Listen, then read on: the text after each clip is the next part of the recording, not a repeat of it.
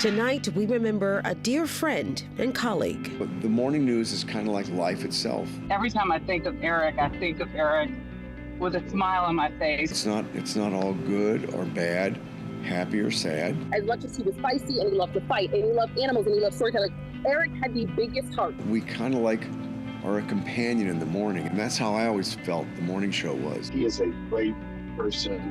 He's one of God's great creations. We honor the life and legacy of Eric Paulsen on the WWL Louisiana News at 10.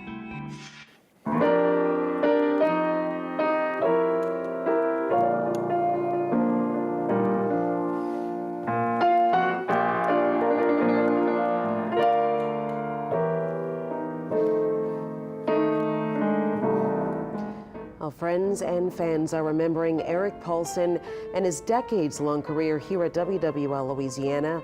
He really became a true champion for the culture of New Orleans. Thanks for joining us, everyone, on this very difficult night. I'm Sharice Gibson. I'm Devin Bartolotta. Eric passed away over the weekend following a courageous battle with cancer. He was a fixture on our air since 1977. And was just honored a few months ago with a Lifetime Achievement Award from the Press Club of New Orleans, as well as the New Orleans City Council. Now, he earned those accolades because he truly loved this city. Eric's unwavering support was evident in the friendships that he kept, and in his passing, that support continues. Our Whitney Miller explains. He'll never stop. It's no secret Eric Paulsen loved New Orleans music. You know, you get people who love the music, but he was intimately attached to it. No one knew that better than Reginald Toussaint. His father, the legendary musician Alan Toussaint, was a close friend of Eric's. What are you going to say if you win tonight? From interviews on the red carpet to following his process of making music, Eric was closely involved. Someone like, you know, my dad and Irma and Fats and Mac, and even some of the young groups, you know, his love for them and his desire to be friends and to be in that circle and to be there in case they needed something or had something going that he could support, that kind of made him everybody's friend. When Alan passed away, Paulsen was right there. I was dumbfounded when he said he knew who I was. He did it so eloquently and so emotionally attached to it. And it wasn't just another job. It was because it was a friend. And, you know, people, you know, when you're going through those kind of things, people show you that kind of love, you really hold on to it.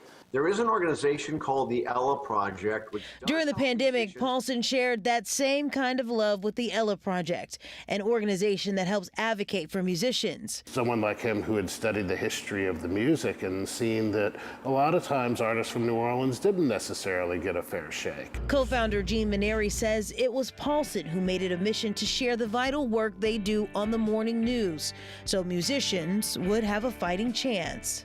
I think what Eric always understood and would always push us on was that until New Orleans had a thriving music business economy as well as just having this great talent, that we'd never reach our full potential. The Ella Project was one of just 2 organizations the Paulsen family named for memorial donations, a gesture Maneri says he's grateful for. It's quite affirming, but at the same time, there's a responsibility to make sure that we continue to do what we need to do. In New Orleans, Whitney Miller, WWL Louisiana. Now, we just got a statement from the family of Fats Domino saying in part, quote, "We will always cherish our fond memories of him. Eric and his endearing spirit will be truly missed."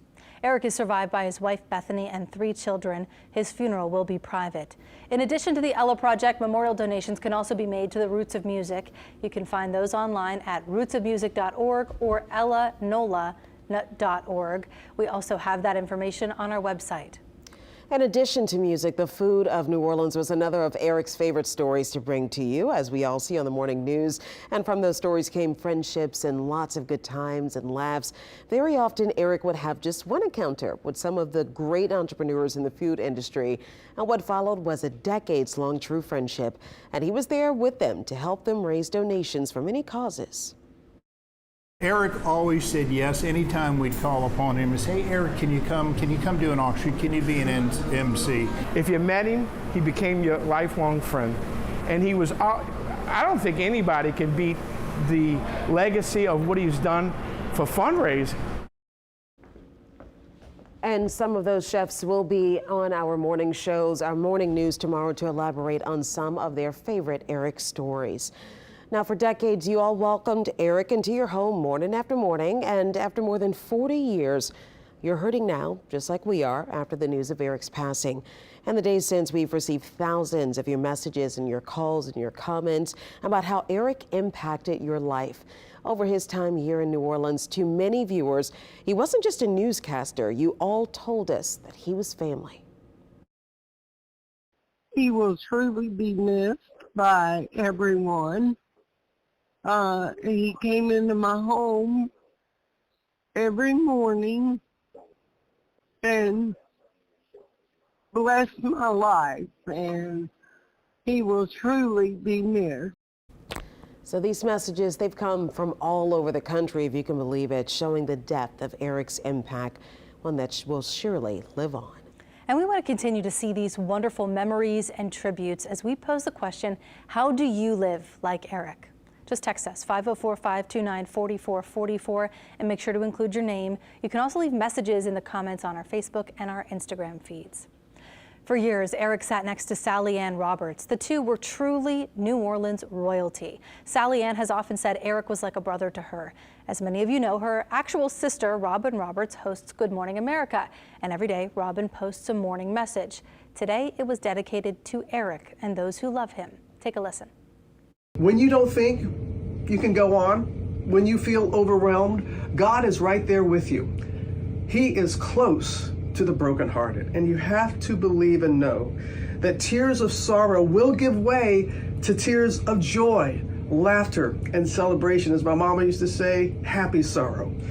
So when you're in a season of struggle and weeping, keep this promise in your spirit. I know joy is coming. God will amaze me.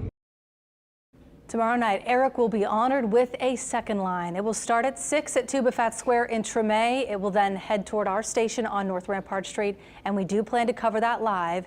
Throughout tonight's show, we'll have more stories of Eric Paulsen.